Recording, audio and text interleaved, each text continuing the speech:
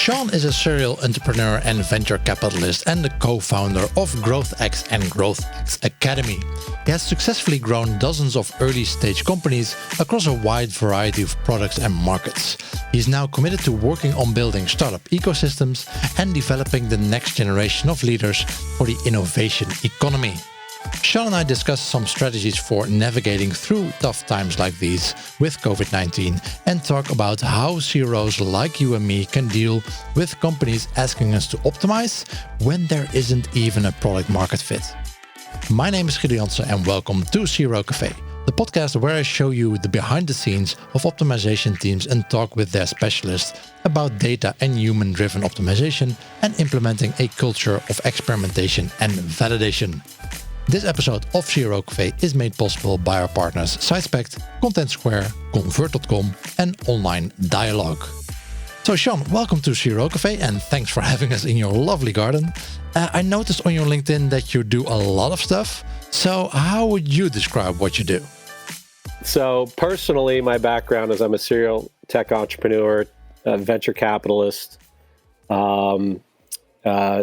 educator, and now I spend most of my time working on building content and curriculum for the GrowthX ecosystem of startups, accelerators, incubators, students, and businesses that leverage the GrowthX Academy to reskill and upskill their workforce to work in tech, and generally help build startup ecosystems around the globe, working with countries and companies on everything from commercializing new innovations to bringing the best of Silicon Valley to where they are to help develop economies and create jobs and eliminate the brain drain and seeing their top talent leave their markets and come to Silicon Valley when they can stay home close to their customers and their families. Mm-hmm. And so besides working in your lovely garden right now, how has COVID-19 impacted your business or your client's business? Well, it's interesting. I kind of have four different constituencies, and the first is the startup community.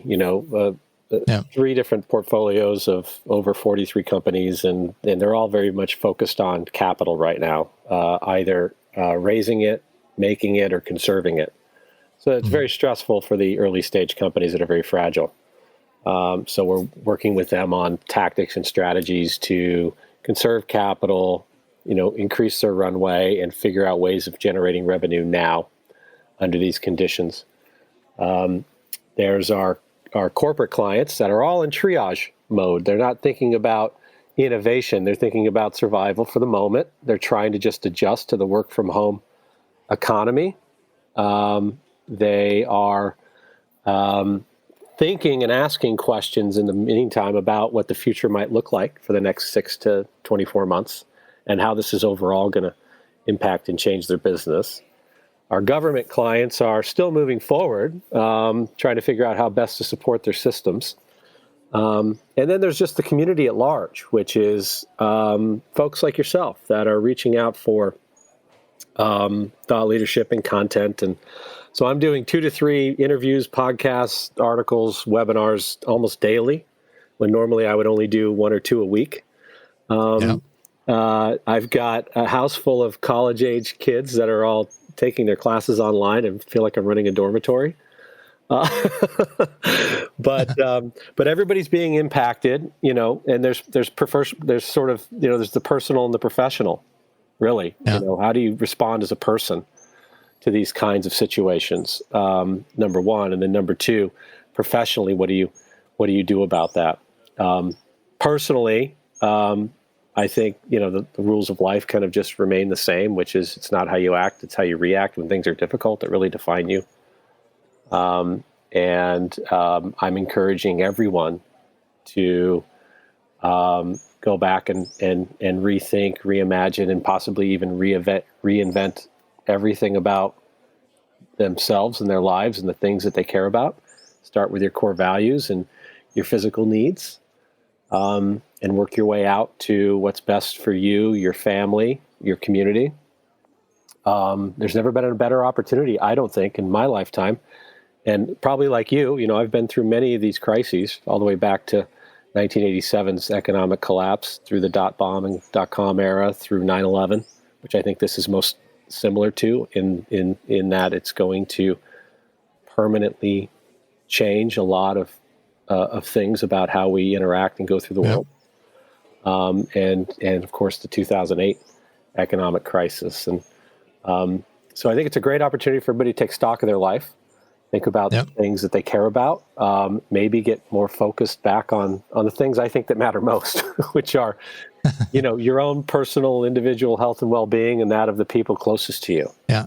Is it also something that you see those startups do, or do you see new startup initiatives focusing on that side? Startups are typically groups of very small teams, right? And because they're small teams, you're really dealing a lot more intimately with the individual psyches of the people than you are necessarily their product and their market in these instances. So there's a lot of coaching, a lot of mentoring, a lot of support that's very similar to the personal aspects of it. But yes, once we get past and through that, then it's time to get creative, right? It's time to use this time to figure out how to stay on the field long enough to survive this. Because I don't believe that it's the strongest that survive in these kinds of situations where we're not talking about, moving humans through force, right? Or violence or war in a traditional sense. I think the ones that are most resourceful will survive. That doesn't necessarily mean have the most resources, but be the most resourceful. Can you open your mind up to disruptive and new and interesting and different ways of thinking, of creating, of actively listening to your market to find ways that you can solve immediate needs for them right now? And that's particularly challenging for companies in the nice-to-have worlds or the nice-to-have markets, where something isn't a genuine need, but it's more of a want. Yeah. And whether they pursue that industry because it's their passion or their belief or their expertise or whatever motivates them, the reality is that in economic, times like these, the nice-to-haves are usually the first thing to go. So how do you operate in that world? How do you stay alive during these times? And so we're having. As I understood that the bread making machines are high on the list for must-haves, and things like bathing suits are high on the list of nice to have. no one's buying bathing suits anymore. We're talking about physical needs, right? Everything begins and ends with physical needs in these times. Yeah. And interesting. So you say it's about how you react and how resourceful you are as a company. Are there any examples that you see around you, how companies that maybe surprise you, how resourceful they are and what they do during these times? Yeah, I can talk about some without naming names in my own portfolio, my own world. We've got some companies that are thriving as a result of what's going on because they provide technologies that are really around, distributed work environments, live streaming, for example. Or they might be in the modern e-commerce mail order kind of subscription businesses and last mile delivery services. The ones that aren't in those worlds are really, I'm teaching them how to reorient themselves around key problems that their customers have right now that they might be able to solve regardless of whether or not they have a product to solve it. So can they take on a service mindset and uncover true needs that they can solve for right now because they know it well, or they have the bodies to do work for somebody that doesn't necessarily otherwise have the budget to do anything that would be a fixed cost rather than a variable cost? Or how can they help their corporate clients through these triage moments that I'm talking about, where in the C-suite they're talking about two things. All right, how do we keep our employees around and productive and paid, minimize the pain and mitigate the risk, while rethinking what life's going to look like when we come out of this, and what can they do to contribute to that? It's really about having a sound market and business acumen around the area that you serve, and then taking on that human to human approach of what can I do to help you right now? Online Dialogue is al 10 jaar een toonaangevend CRO-bureau waar mensen, kwaliteit en kennisoverdracht centraal staan. Ze zijn een specialist omdat ze zich alleen richten op optimalisatie en klantgedrag. Het team zorgt voor online groei en waardevolle inzichten in je bezoekers en optimaliseren samen met jou de verschillende onderdelen van je CRO-programma, zoals websites, sales funnels en customer journeys. Voor meer info ga je naar onlinedialogue.nl. Have you already seen companies completely missing out on this or missing the boat on how to handle this? I do. I see a lot of companies in panic or immediately taking knee-jerk reactions of cutting everyone and everything. I see them not providing, psychological, mental, emotional support to their people the way that they should. It's times like the crisis is when you always see this, right? You see leaders, the right kinds of leaders emerge and the wrong kinds of leaders sort of, pardon the French here, but show their ass. Yeah. And when you see that, you see a direct impact. I had a conversation yesterday with a very dear friend who is a very senior C-level executive in one of the largest tech companies in the world and certainly in the Valley. And we all know the name, and I'm not going to name it because you could probably narrow it down to about 5 or 6 companies, but we'll leave it there. And he's struggling with the fact that he's a manufacturing, hard-charging, very direct, blunt person. And he's always run production environments that are operated that way. And now he's got people freaking out, and the fact that they're freaking out frustrates him. And his frustration is coming out because he's the kind of person, probably a lot like me, where when you're down, you just get more focused and intent and determined. And a lot of people aren't like that. In fact, most aren't. So he's frustrated easily with those people, and he's expressed that frustration publicly, and it's caused real problems. And now he's trying to figure out how to deal with it. And a lot of it is him learning how to grow in that area of his life and not react quickly. A lot of leaders and managers, I imagine, need a whole different skill set these days that they're not used to using or having. They do, because for many of them, it's been good times for close to a decade. Yeah.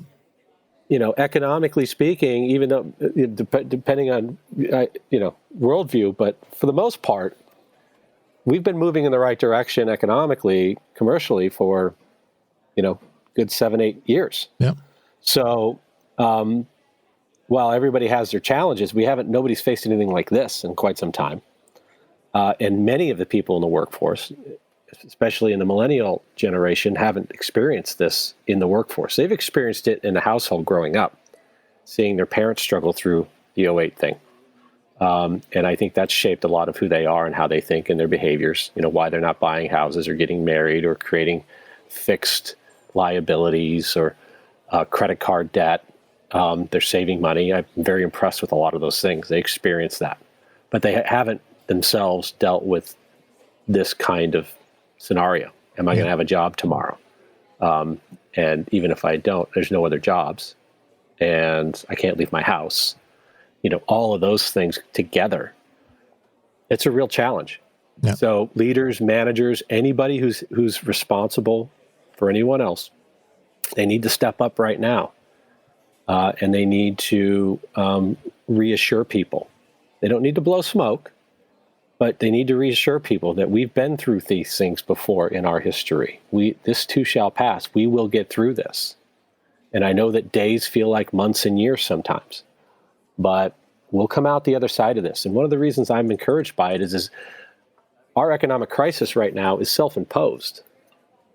This isn't driven by a weak market. Yeah. There's strong demand out there. Exactly, yeah. And I think that demand will come back. Certainly, the longer we're in this situation, the more challenging that will be. But I do believe that there is pent-up demand out there. It will come back. I just saw some data yesterday that, cruise ship bookings in 2021 are on the rise in the last few days. Yeah. And so who takes cruises? That's baby boomer generation people.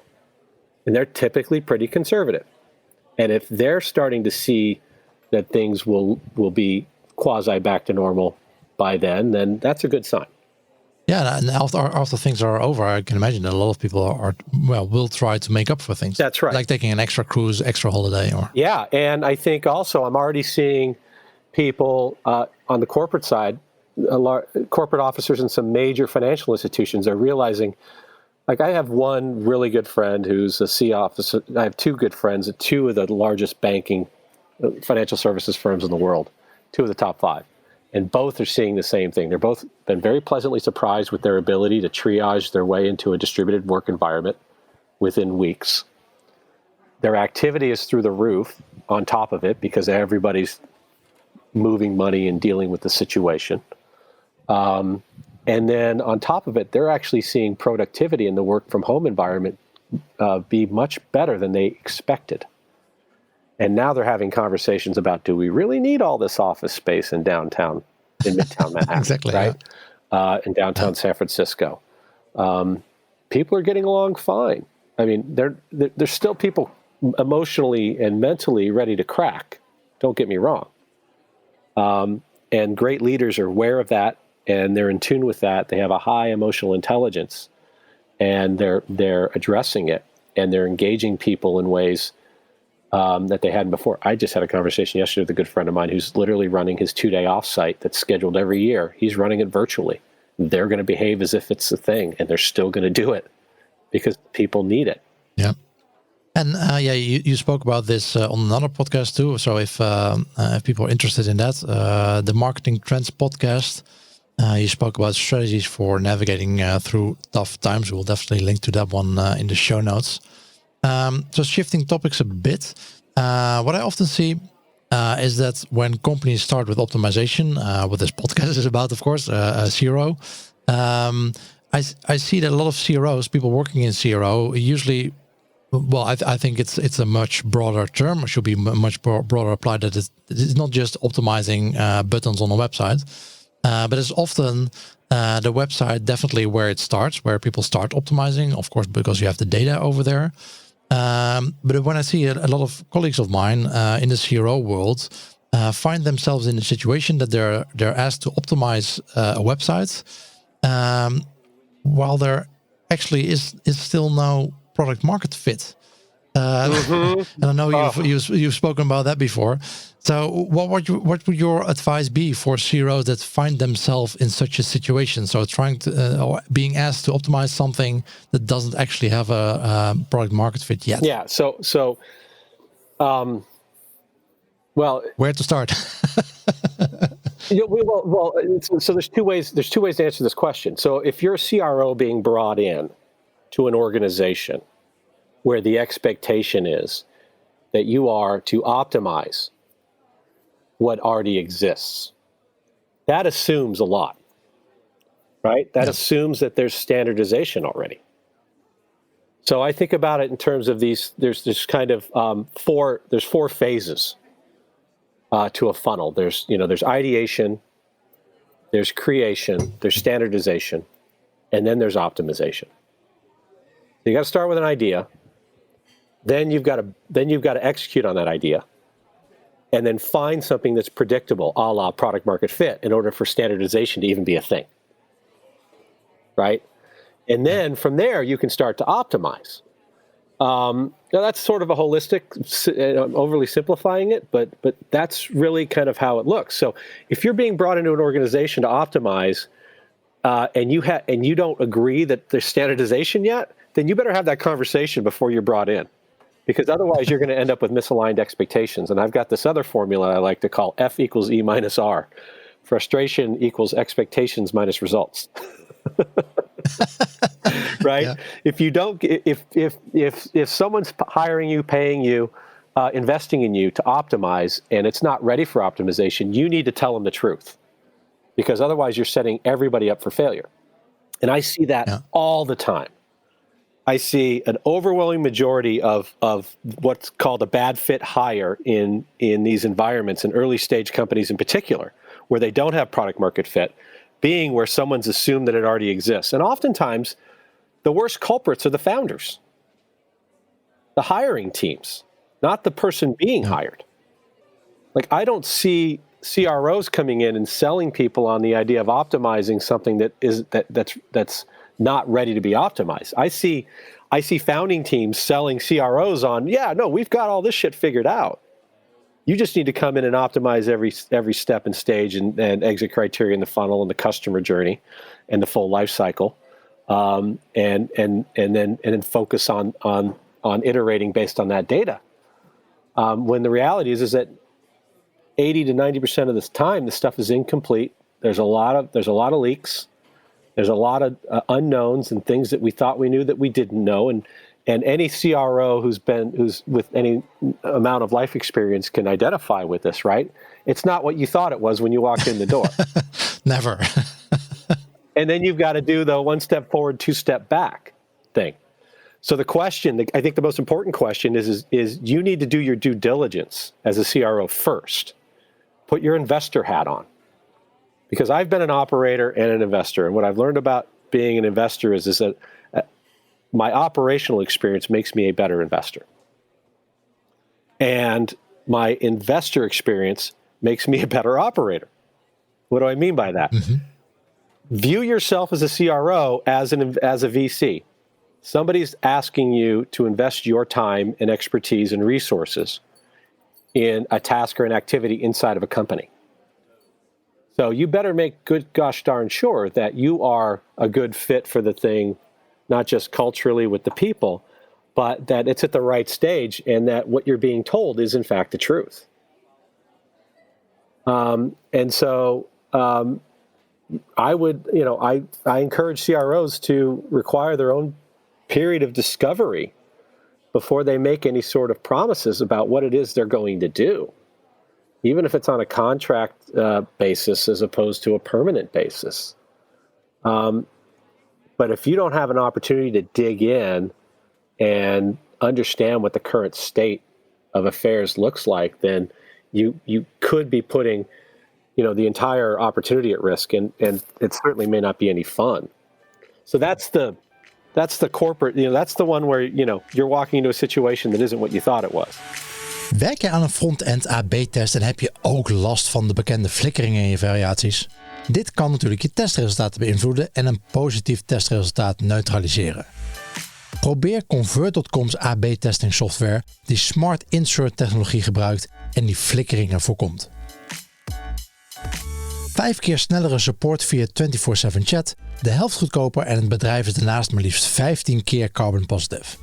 Je doet dus jezelf, je bedrijf en de volgende generatie een plezier door hun website convert.com/sneller eens te bezoeken.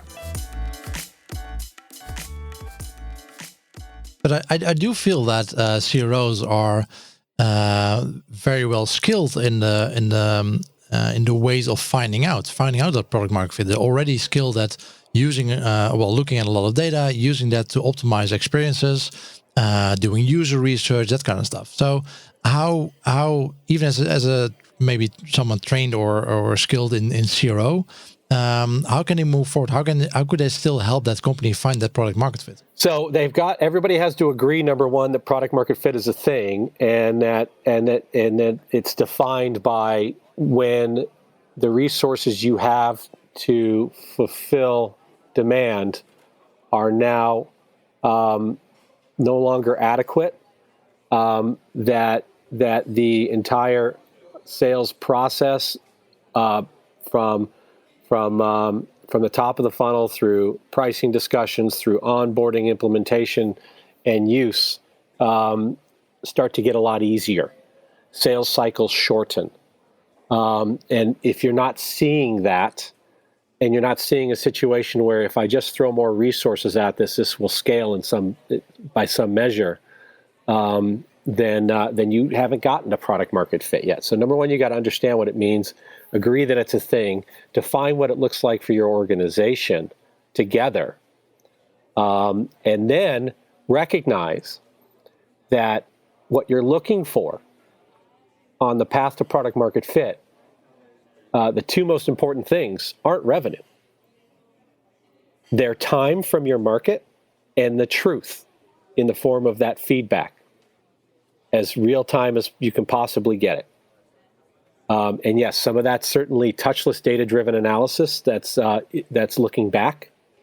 But a lot of it is in real human-to-human customer development. I can't tell you how many times I've seen conversion rate guys and girls extend their path to product market fit by overusing their tools and their technology and underutilizing the opportunity to have live, insightful, real-time, relationship-oriented feedback sessions with individual users of every given profile and circumstance and channel and method and means, and testing and experiment environment that that's offered to them. And I don't mean traditional focus groups or Google form surveys. I mean genuine, insightful discussions with user interviews that are developed by UX professionals that understand how to do user interviews. If you don't know who Laura Klein is, you need to learn. If you haven't read the mom test, you should read it. You need to understand how to ask questions that get you the truth. And if you can do that, you can get there a hell of a lot faster and cheaper than just running people through your funnel. So that's one area that I think is really important. I think the second is that I think CROs have to recognize their stage relevance, and the people that they work with also have to understand their stage relevance. Are you really good at going from 0 to 1, or are you better at 1 to N? Are you somebody who's better at some certain amount of traffic or revenue with a certain amount of team and resources already in place, or can you create from day one? Can you embrace ideation and creation to get the standardization, or are you more of a standardization and optimization person? Because I think sometimes CROs put themselves in a bit of a corner with the term optimization. Oh yeah, definitely. Yeah.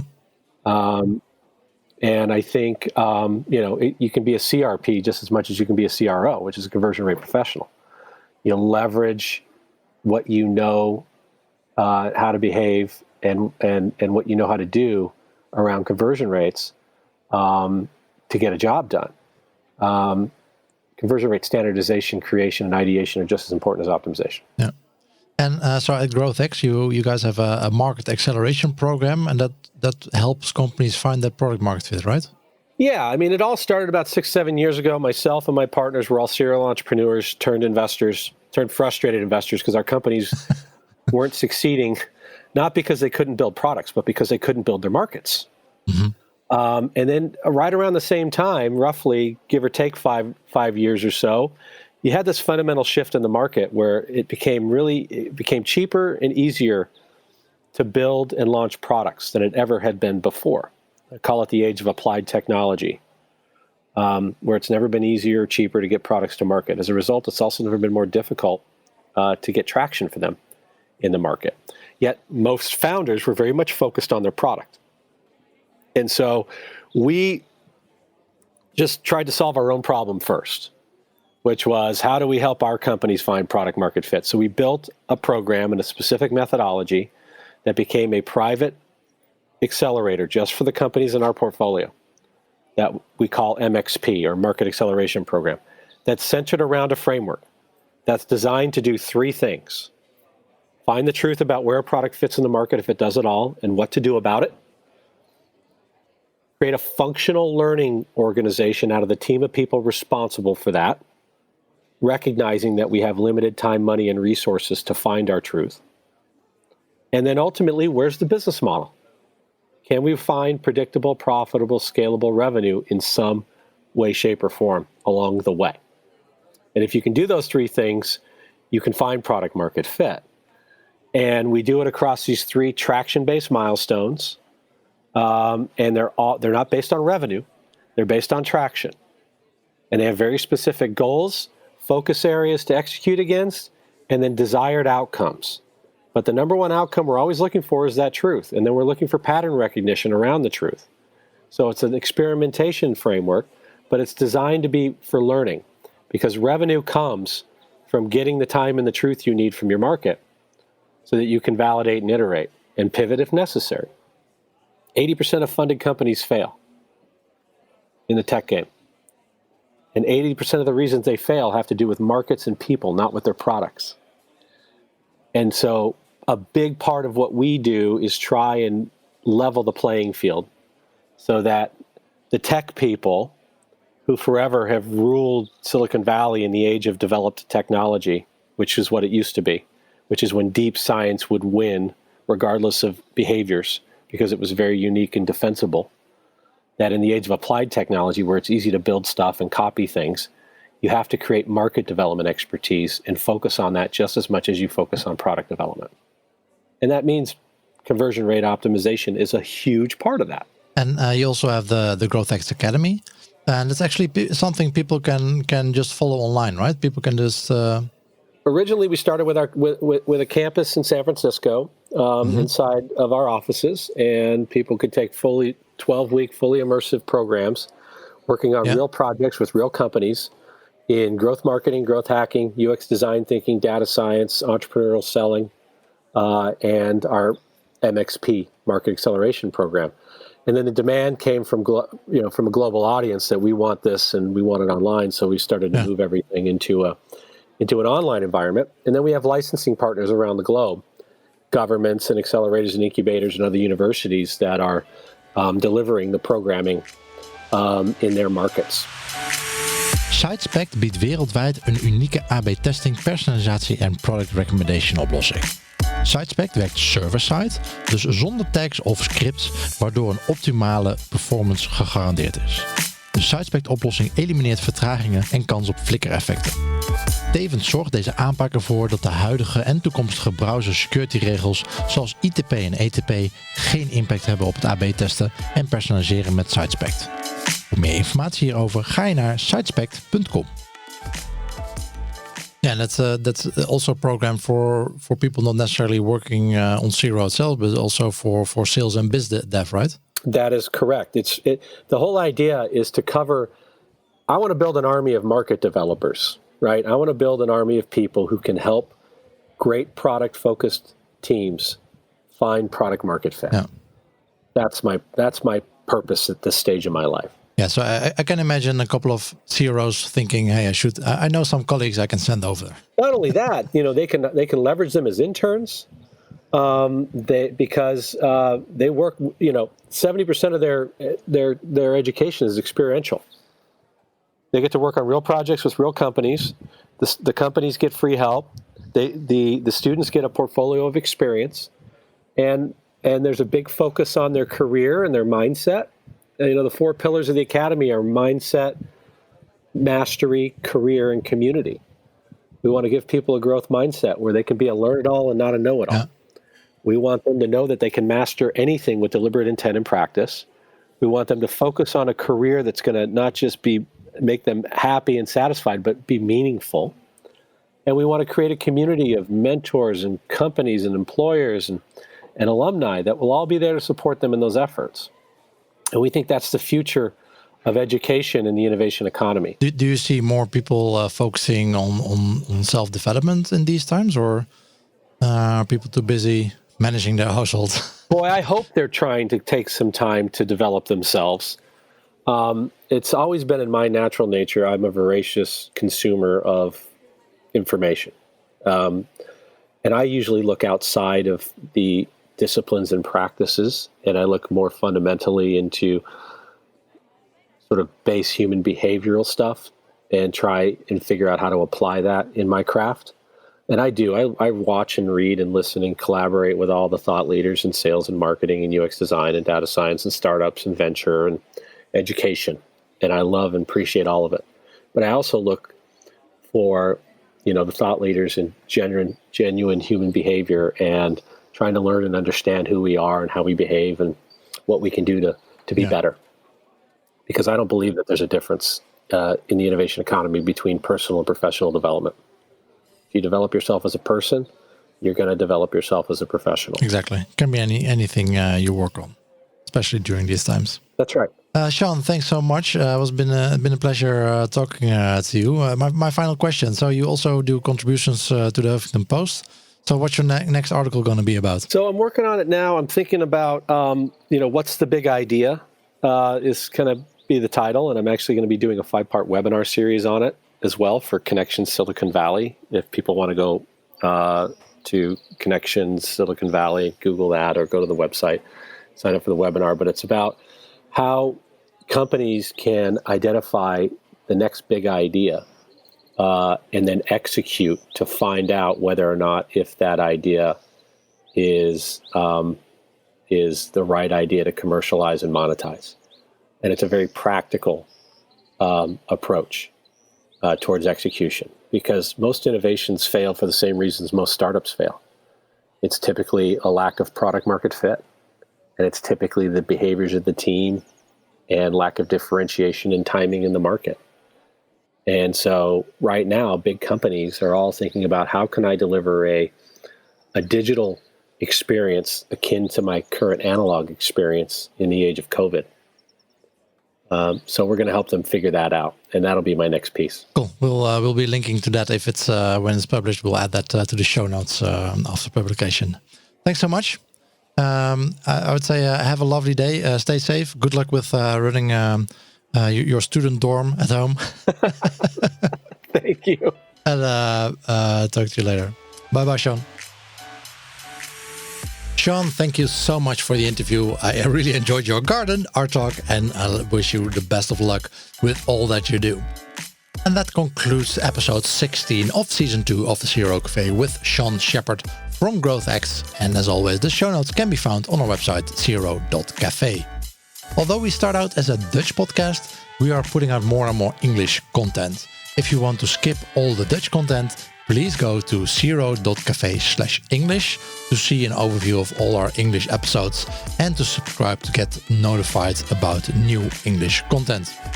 Next week, another English episode where I talk to designer, developer and optimizer Matt Bashel. He runs his own agency, Corvus CRO, and we discuss automating parts of your CRO workflow so you can keep focusing on the fun parts of the job. Talk to you then, and always be optimizing.